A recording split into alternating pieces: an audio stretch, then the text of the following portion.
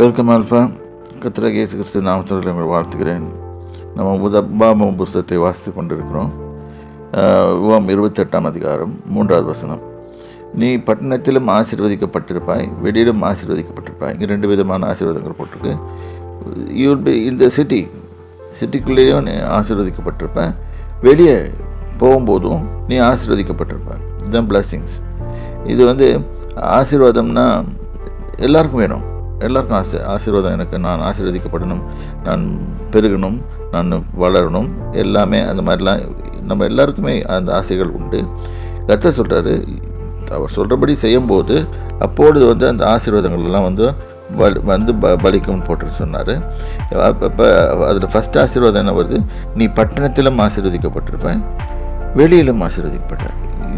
You are suppose wherever you go you will be blessed. அதுதான் அர்த்தம் வருது.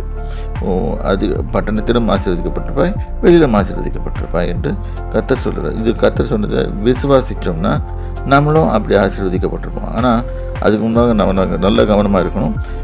அவர் be attentive to his words. Secondly, உண்மையாய் truthfully செவி கொடுக்கணும். Listen and do it. Try to do it. அடுத்தது, not try to do it. அடுத்தது, சத்தத்துக்கு செவி கொடுக்கும்போது எல்லா ஆசீர்வாதங்களும் கிடைக்கும். இப்போ இது முதல் ஆசீர்வாதத்தை படிச்சிருக்கோம். மீதமுள்ளதை படிப்போம். கர்த்தர் உங்களை ஆசீர்வதிப்பாராக. கர்த்தருடைய நாமத்துக்கு